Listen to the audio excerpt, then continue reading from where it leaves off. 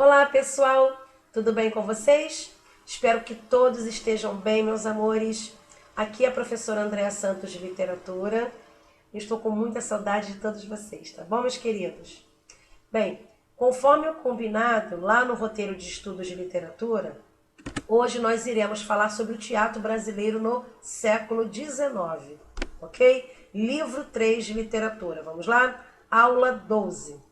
Hoje nós vamos encerrar, o livro 3 de literatura, tá? Então, vamos falar sobre o teatro brasileiro no século XIX.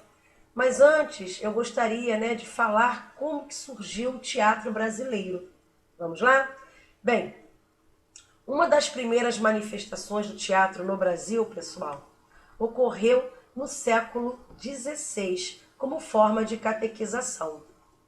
O teatro, ele era utilizado pelos jesuítas para instruir religiosamente os índios e os colonos.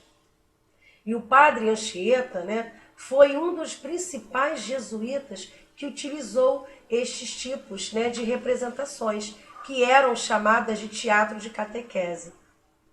Esse teatro possuía uma preocupação muito mais religiosa do que artística. Tá? Melhor dizendo, do que artística. Por quê? Porque os atores eram amadores e não existiam espaços destinados a essa atividade teatral. A essa atividade teatral. Então as peças eram encenadas em praças, ruas, colégios, entre outros lugares. Já no século XVII, além do teatro de catequese, emerge também outros tipos de teatros que celebraram festas populares e também acontecimentos políticos. Alguns lembraram muito o carnaval, como conhecemos hoje. As pessoas saíam às ruas para comemorações vestidas com adereços, desfilando mascaradas, dançando, cantando e até tocando instrumentos. Com a chegada então da família real no Brasil, isso em 1808, o teatro deu um grande salto. Dom João VI, ele assinou um decreto de 28 de maio de 1810 que reconhecia a necessidade da construção de teatros decentes, entre aspas, teatros decentes, para a nobreza, que necessitava de diversão também. Grandes espetáculos começaram a chegar no Brasil. Porém, além de serem estrangeiros e refletirem os gostos europeus da época, eram somente para os aristocratas, e o povo não tinha qualquer participação. Então o teatro não tinha uma identidade brasileira. E no século XIX, o teatro brasileiro ele começou a se configurar. E um grande marco foi a representação da tragédia. Antônio, foi justamente a representação dessa tragédia, Antônio José, ou o poeta, e a Inquisição de Gonçalves Magalhães. Isso em 13 de março de 1838.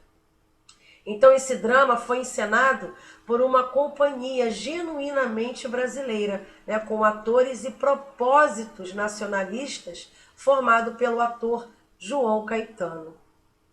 Bem, nessa época, surgiram as comédias de costume, com o escritor teatral Luiz Carlos Martins Pena, que buscava, em fatos da época, situações para arrancar da plateia muitos risos.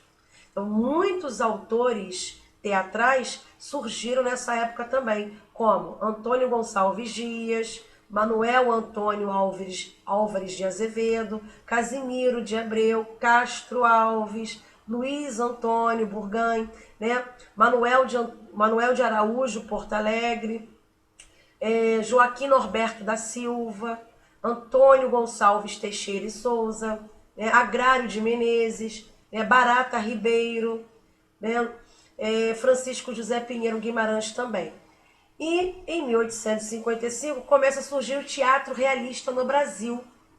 O teatro deixa de lado então os dramalhões, e visa justamente o debate de temas atuais, os problemas sociais, os conflitos né, psicológicos, tentando mostrar, né, e revelar o cotidiano da sociedade, né? O amor adúltero, a falsidade, né, e o egoísmo humanos também.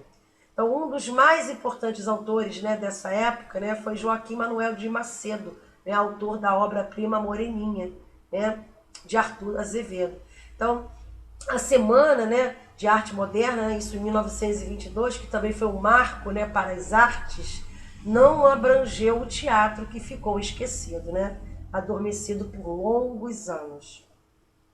Então, o teatro no Brasil, até então, era proveniente da Europa e tinha como principal objetivo agradar as elites brasileiras, né, que transformavam as apresentações em verdadeiros eventos sociais, principalmente nas grandes cidades, né? Bom, vou falar agora um pouquinho, né, sobre o contexto histórico. Pessoal, no caso do teatro brasileiro no século XIX.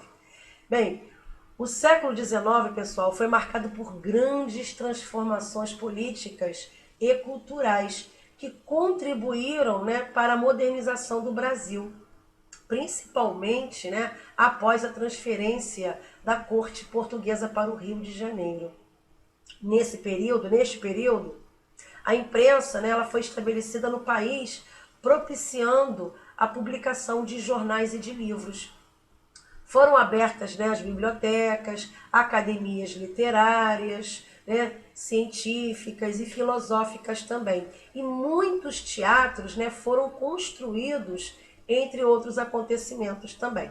Bom, o teatro brasileiro surge então com o romantismo, né, com a vocação para a comédia de costumes, em que questões sociais eram expostas, né, nos palcos com muito bom humor. Os espetáculos do Brasil, né, do século XIX, os espetáculos no Brasil do século XIX, eram espetáculos de variedades, né, que duravam horas, né, compostos de números, né, de danças, peças, cantos, números musicais, né, e feitos circenses também. Tá? Então, no centro do espetáculo, né, estava o drama, a tragédia, né, ou o melodrama também. Enquanto os outros gêneros, né, como as comédias, em um ato, né, gênero que consolidou mais uma vez Martins Pena como um comediógrafo, né, serviam como um complemento para esse prato principal. Tá? Bom, vou falar agora sobre as principais características, né, do teatro brasileiro. Então, para a época, né, a fundação de um teatro nacional não significava somente ter uma companhia formada por atores brasileiros, mas principalmente, né, que as peças encenadas possuíssem tema nacional, né, e que tivessem também autores brasileiros, pois até então raríssimas eram as peças que abordavam, né, o repertório nacional. Então, Martins Pena, né, foi um dos primeiros autores que conseguiu trazer a cor local, né, aos palcos. Esse autor, né, ele foi considerado o fundador da comédia nacional, tá? Contribuindo assim, né, no surgimento do teatro brasileiro. Então, essas principais características que eu acabei de citar anteriormente, que eu até vou reforçar aqui, né, sobre o teatro brasileiro, né, ele justamente apresentava essas características, né? Ou seja, as peças, né, os espetáculos, né, eles eram compostos, né, de números de danças, né, de peças teatrais, de cantos, de números musicais, né, e duravam horas também. E no centro do espetáculo justamente estava o drama, a tragédia, né, ou o melodrama também. Enquanto os outros gêneros, como eu falei anteriormente, né, como as comédias, né, eram feitos em atos, né? E o gênero que consolidou esse momento, né, esse momento de comédia, né, nós temos que citar, né, o autor Martins Pena, tá? Que foi um dos que começou, né, foi um dos autores que consolidou, né, essas características dentro do teatro brasileiro, tá bom? Bom, como eu falei anteriormente, né, um dos autores importantes para esse momento do nosso teatro, né, foram Martins Pena, né, um dos autores mais importantes, tá, pessoal? Foram Martins Pena e também José de Alencar, tá bom? não podemos deixar de falar de José de Alencar. Bom, Martins Pena, né, dentre outras, né, ele escreveu as seguintes peças: O Juiz de Paz na Roça, O Judas em Sábado de Aleluia e Quem Casa Quer Casa. Já José de Alencar, né, com, dentre outras peças, ele também escreveu As Asas de um Anjo, O Demônio Familiar e a peça Mãe. Tá? Então, embora, pessoal, alguns escritores, né, já houvessem se arriscado na dramaturgia brasileira, como Castro Alves e José de Alencar, cujas obras, né, eram baseadas nas obras europeias, ainda não havia uma discussão sobre o perfil do teatro brasileiro. Então foi apenas com Martins Pena, né, que o teatro realmente passou a refletir as cenas e as problemáticas da realidade brasileira. Tá? Então, eu gostaria até de falar um pouquinho mais sobre Martins Pena, já que ele foi um dos autores mais importantes, né, para o surgimento do teatro no Brasil no século XIX. Né? Luiz Carlos Martins Pena, né, era esse o nome completo dele. Né? Ele nasceu em 1815, no Rio de Janeiro, e faleceu em Lisboa, lá em Portugal, em 1848. Ele foi o patrono da Academia Brasileira de Letras também, tá, pessoal? Bom, suas obras, né, as suas obras estão classificadas no gênero comédia, né, é justamente esse gênero, comédia de costumes, tá, inaugurado por ele mesmo. E se empenhavam, né, num retrato de situações cômicas da realidade brasileira, né, compondo uma espécie de sátira, né, de sátira social. Além disso, né, ele foi responsável por criar tipos característicos e situações peculiares, tanto no ambiente urbano quanto no ambiente rural. O malandro, né, o estrangeiro e a mulher, que era responsável por segurar as pontas, né, da família, são talvez seus personagens mais característicos. E no retrato do ambiente urbano, né, Martins Pena trabalhou na sátira dos costumes da classe média carioca do século XX, principalmente com relação aos relacionamentos amorosos e à busca pela ascensão social.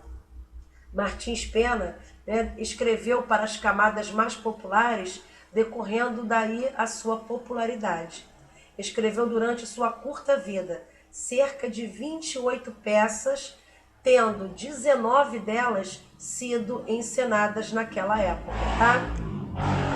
Bom, suas principais peças, né? As principais peças mais famosas de Martins Pena foram O Juiz de Paz, como eu falei anteriormente, né? Casadas e Solteiras também, tá? E a peça Os Dois ou o Inglês Maquinista, isso em 1871. Bom, pessoal, encerramos aqui, né? Falando sobre o surgimento do teatro brasileiro, né, no século XIX. Tá bom? Desejo a todos bons estudos. Não esqueçam de colocar o nome e a turma aqui nos comentários para que eu possa marcar a presença de cada um de vocês, tá bom? Fiquem todos com Deus. Um grande beijo e até o próximo vídeo. Tchauzinho!